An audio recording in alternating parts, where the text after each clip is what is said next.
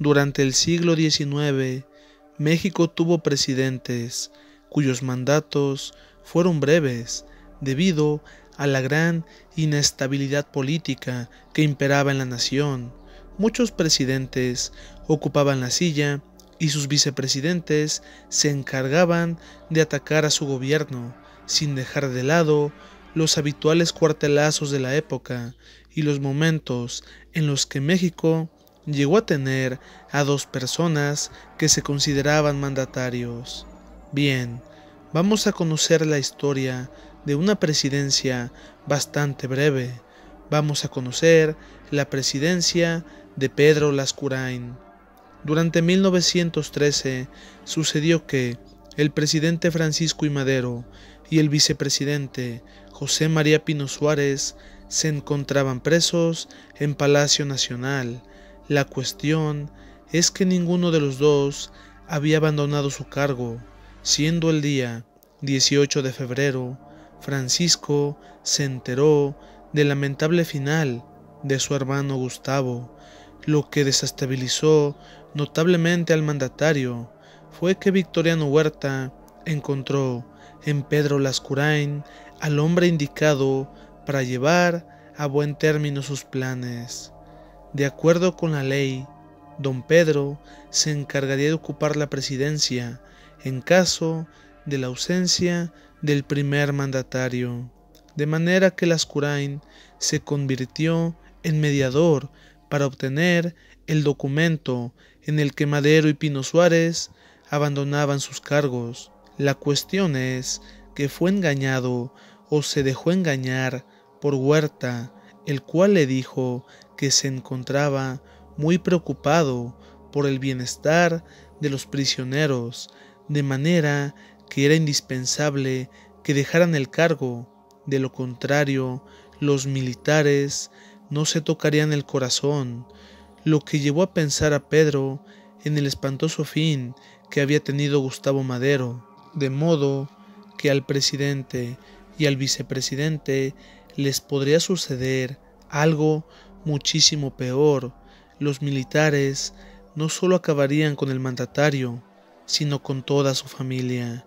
Fue así que, siendo el 19 de febrero, Lascurain se presentó en Palacio Nacional, diciéndole al presidente que si dejaba el cargo, tendría garantías, asegurando que si no lo hacía, le esperaba un final peor que el de su hermano. Fue que Madero finalmente firmó. Lo mismo hizo José María Pino Suárez. Lascurain volvió con Victoriano Huerta y le contó los detalles. Le preguntó una vez más si los prisioneros estarían a salvo, lo que ocasionó el enojo de Huerta, diciéndole que, si no le tenía confianza, no tenía sentido que siguieran hablando. De pronto, Victoriano sacó de su camisa un escapulario con la imagen de la Virgen de Guadalupe, jurando que nadie atentaría contra la vida de los exmandatarios. La cuestión es que Lascurain sabía que Huerta ya había traicionado a Madero y no dudaría en acabar con su existencia. Sin embargo, don Pedro también temía por su vida, de manera que aceptó todo, sin quejarse. Los diputados aceptaron finalmente que los mandatarios abandonaran sus cargos, lo que dio lugar a que Pedro ocupara la presidencia, la cual comenzó ese mismo día, 19 de febrero, siendo las 5 de la tarde. De inmediato nombró a Victoriano Huerta como su secretario de Gobernación, lo que una vez más fue aprobado por la Cámara. Llegando las 6 de la tarde, don Pedro abandonó el cargo y una vez más los diputados lo aceptaron sin problemas, de manera que, sin un presidente, el cargo estaba en manos de Victoriano Huerta, el secretario de Gobernación. Fue así que se convirtió en el nuevo mandatario. Digamos que solo gobernó México durante 45 minutos. La cuestión es que su única acción como presidente daría lugar a un conflicto de tal magnitud que el movimiento maderista de 1910 y 1911 sería un hecho mínimo en comparación. Desde entonces se marchó del ámbito político y comenzó a trabajar como abogado. Después de todo, esa era su profesión. Lo interesante es que aquella breve presidencia cambiaría el curso de la historia, dando lugar a hechos que hasta hoy están presentes en la memoria. De ese modo, llegamos al final de este video. Si te gustó, danos un like y suscríbete para más trabajos. Gracias.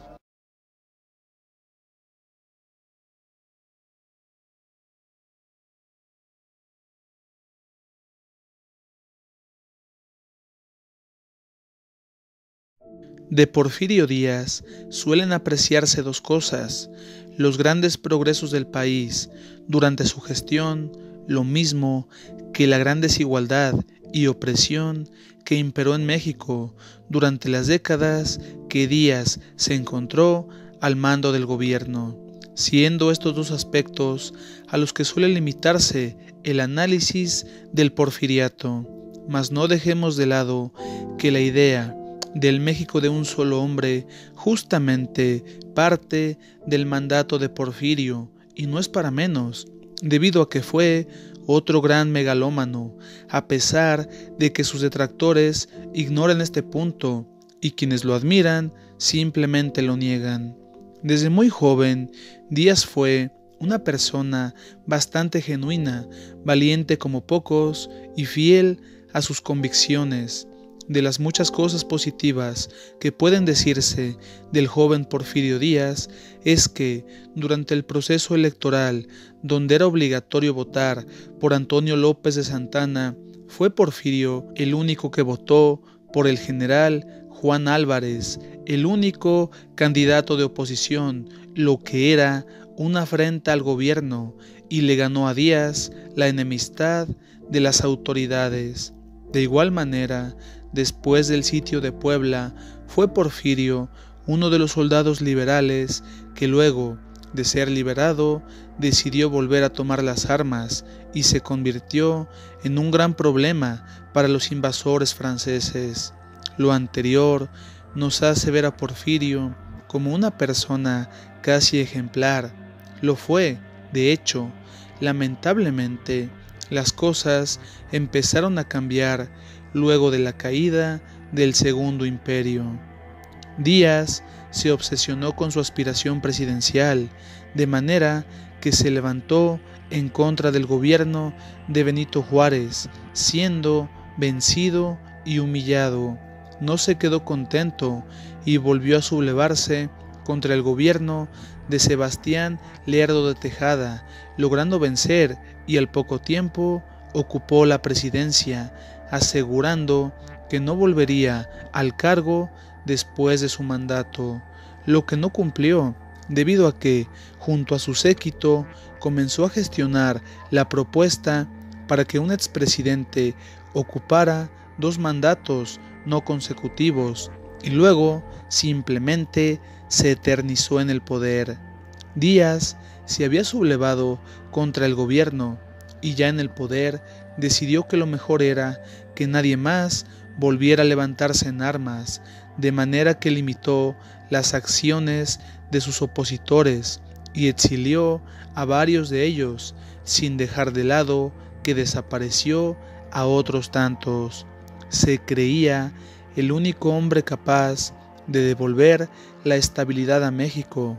Nadie más podía gobernar. De hecho, le encargó la presidencia a su compadre Manuel González, y con tal de que el pueblo lo echara de menos, decidió generar una campaña de desprestigio en contra de González, su compañero de armas y amigo.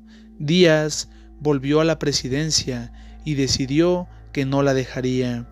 Desde luego que supo negociar con grandes empresas y en efecto solía considerarse un gran estadista. Frecuentemente vestía con uniforme militar y se llenó el pecho de condecoraciones. Varias de ellas legítimas, mientras otras tantas el propio Díaz se las otorgó. Digamos que le gustaba premiarse a sí mismo. Le interesaba tanto mantener la imagen del hombre fuerte que le fascinaba tomarse fotos a caballo. Las galas no parecían las de un presidente, sino las de un emperador. De hecho, su esposa solía usar vestidos elegantes y una corona semejante a la de una monarca. Sus fiestas eran exclusivas para la aristocracia, y desde luego que Porfirio era el centro de atención. Durante una famosa entrevista, Díaz aseguró que no volvería a contender por la presidencia, debido a que México ya se encontraba listo para la democracia, dejando en claro que él siempre fue indispensable para el país. Después llegarían las fiestas del centenario, o mejor dicho, las fiestas en honor a Porfirio Díaz. La intención era hacer destacar a Porfirio a toda costa. Se dedicó a inaugurar monumentos, se vistió de gala, le leían panegíricos y poemas, le llevaban serenata, se hicieron desfiles que más bien parecían un homenaje a Díaz. Mucha de la propaganda de las fiestas ponía la imagen de Porfirio junto a Miguel Hidalgo y Benito Juárez. De hecho, hasta los platos en los que se servían los banquetes tenían grabada la imagen de Porfirio. Absolutamente todo se trataba de él. No podemos olvidar que, además de que le llamaban General Díaz, solían denominarle con ciertos títulos que no hacen sino pensar en alguien que se cree muy superior a los demás. Le llamaban el héroe de Puebla, el héroe del 2 de abril, mientras que otros solían atribuirle el título del héroe de la paz. Se negó a abandonar el cargo inicialmente, y durante la lucha maderista envió negociadores para que todos los porfiristas dejaran sus puestos, menos el propio Díaz. Durante sus años de exilio, nunca dejó de decir que él era y seguiría siendo el hombre indispensable para México. Dejó este mundo creyendo que su ataúd sería trasladado a su estado natal y se le brindarían todo tipo de honores, lo que hasta la fecha no ha sucedido. Llama la atención el caso de Porfirio, debido a que es la historia de un hombre humilde que terminó creyéndose indispensable, es decir, se volvió un megalómano, justo como otros tantos de los que hablaremos en las siguientes entregas. De ese modo, llegamos al final de este video. Si te gustó, danos un like y suscríbete para más trabajos. Gracias.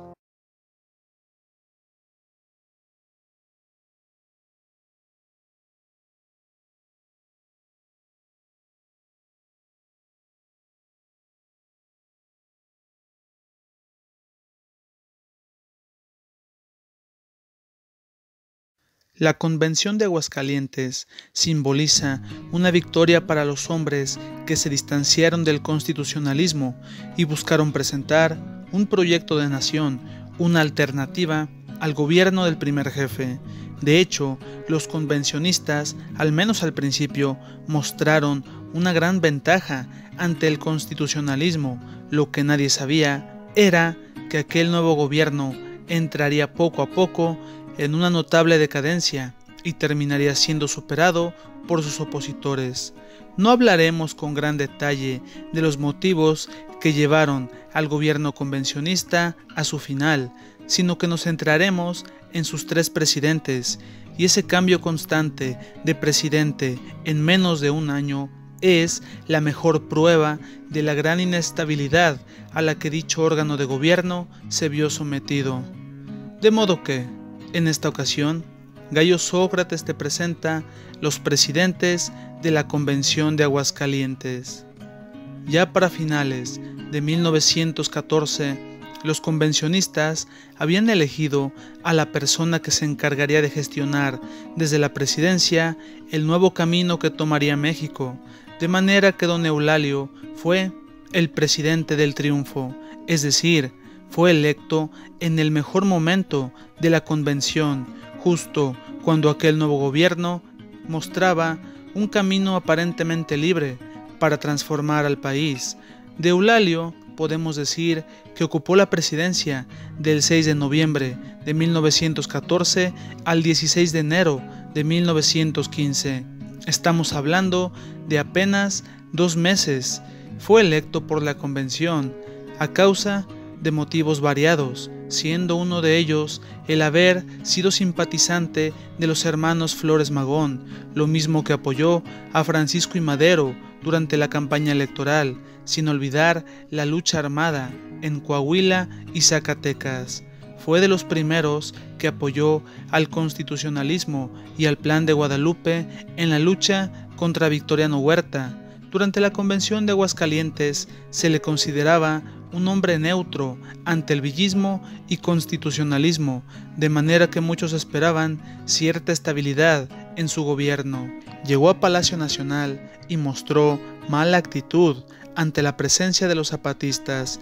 Luego festejó, junto a Pancho Villa y Emiliano Zapata, la supuesta victoria de la convención, y al poco tiempo comenzó a tener conflictos con los dos generales, sobre todo con Pancho Villa, a quien tachaba de ingobernable. Llegó el mes de enero y pensó en formar una nueva facción ajena al villismo y al constitucionalismo. Se marchó de la capital, fue herido y obtuvo la amnistía de don Venustiano, dándole la espalda a la convención y uniéndose a sus antiguos enemigos. Justo el día que Eulalio abandonó la presidencia, es decir, el 16 de enero de 1915, el cargo fue ocupado por González Garza. Ya tenía historia en el maderismo y participó en la toma de Ciudad Juárez, lo mismo que se mantuvo cercano a Pancho Villa, sin dejar de lado que, ante los iniciales conflictos entre constitucionalistas y villistas, buscó desempeñar el papel de mediador. Muchos de los convencionistas se percataron de que el gobierno se encontraba cerca de la crisis, de modo que la convención lo designó como nuevo presidente, y podemos decir que González Garza intentó convocar a las distintas facciones al diálogo, esperando que volviera la estabilidad a la nación, aunque esta esperanza se desvaneció conforme los constitucionalistas avanzaban sobre la capital ante las victorias de los obregonistas en el Bajío. Abandonó el cargo el 10 de junio de 1915 y volvió a formar parte de las tropas de Pancho Villa, aunque para ese entonces el ejército del norte se encontraba en clara decadencia. Francisco Lagos Cházaro fue un antiguo maderista que en su momento apoyó al primer jefe durante la lucha contra el gobierno de Victoriano Huerta, aunque se distanció de él y se acercó a la Convención de Aguascalientes, siendo el secretario de González Garza, y este mismo sería quien le entregaría la presidencia. Lamentablemente, su gobierno tuvo lugar en los últimos meses de la convención y tuvo que gobernar desde Toluca ante el avance de los obregonistas. Luego intentó mudar el gobierno a Durango y finalmente se marchó hacia Tamaulipas, aunque aquel gobierno ya era insostenible y se vio obligado a salir de México. Su mandato finalizó el 10 de octubre de 1915. Lo más grave es que Lagos Cházaro fue el presidente de un gobierno que ya estaba acabado y que era imposible sostener en aquel entonces, de manera que su presidencia es fácilmente olvidada por muchos, sobre todo porque en ese momento la Convención de Aguascalientes ya casi había desaparecido. Fue esta la historia de los 3 mandatarios de la Convención de Aguascalientes, un gobierno que se mantuvo sólido en un primer momento y al que las diferencias entre sus integrantes llevó a una inevitable caída. De ese modo, llegamos al final de este video. Si te gustó, danos un like y suscríbete para más trabajos. Gracias.